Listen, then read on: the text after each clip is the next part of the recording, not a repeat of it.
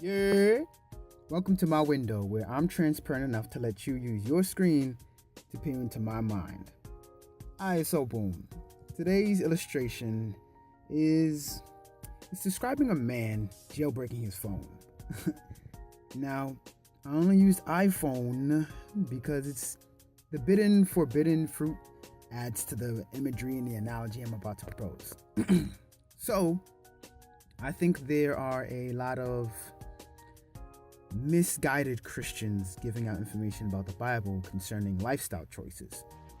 And though I think a lot of it is true, of their intention, let me say, is true, it doesn't reflect the core reasoning behind the warnings and values that the Bible presents to us. So, Steve Jobs, may he rest in peace, has done a pretty amazing job with Apple and all of the products that stem from the company. But we're specifically going to be using iPhones for this analogy. So, when the iPhone was on the rise, and partially still is, it was the item to have.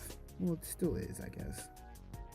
Why? Because the experience and convenience it gave people was top notch. In terms of speed, features, appearance, etc., it just became popular because of all the vast capabilities within such a small device, really. People really enjoyed the iPhone. However, very soon, a phenomenon developed called jailbreaking, where people would unlock hidden features inaccessible to the common user. At first it was amazing.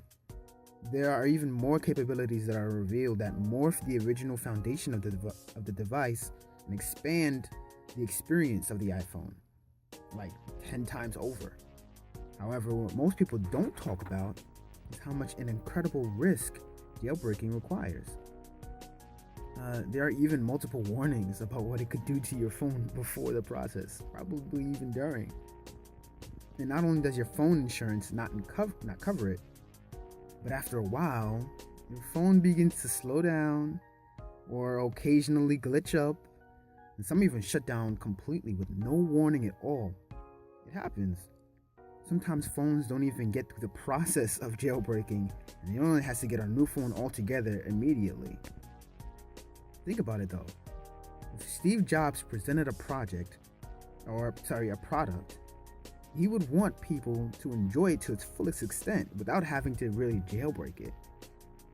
Because then eventually more people would find out about, all the things that the iPhone can do unjailbroken and want to buy it and enjoy it themselves.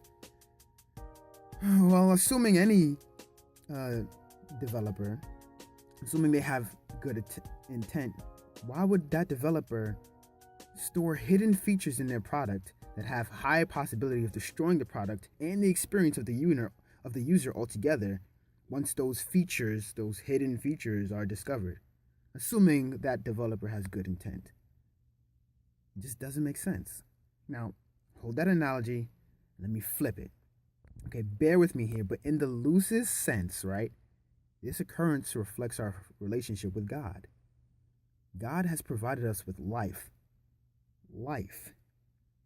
And with His Word, He provided us a framework under which we can lead this life to enjoy individual experience and connection with others. Ultimately, to enjoy God. Why would we glorify God if we don't want to enjoy Him? If someone comes up to you and serves you good food every day with no charge, guess what? You're gonna like that guy.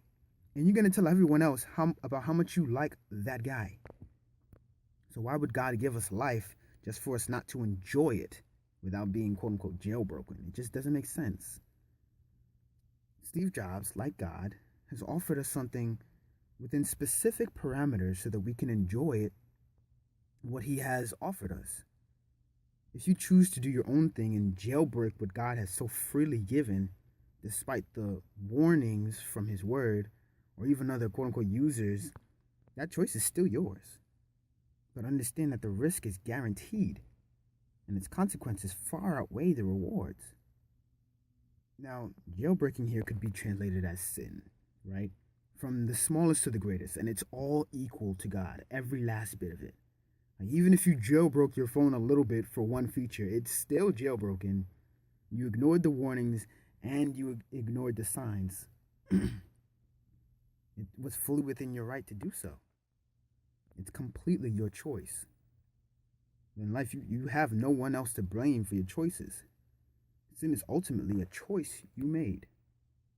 I mean, then again, there are Christians who would take it too far and think like, they make it seem like there is no redemption once you commit a certain sin, but that's what the good news is. There's always redemption. Assuming you've really changed, you're not just trying to take advantage of it, of course. So I wouldn't think of the Bible as a strict rule book, as people have made it out to seem, or even just a love letter, as other people have made it out to seem. I would go as far as to say it's a compass from a loved one, to be used as a tool to find them on your journey, but also enjoy yourself on the way there. I don't know. All right, grace and peace, y'all.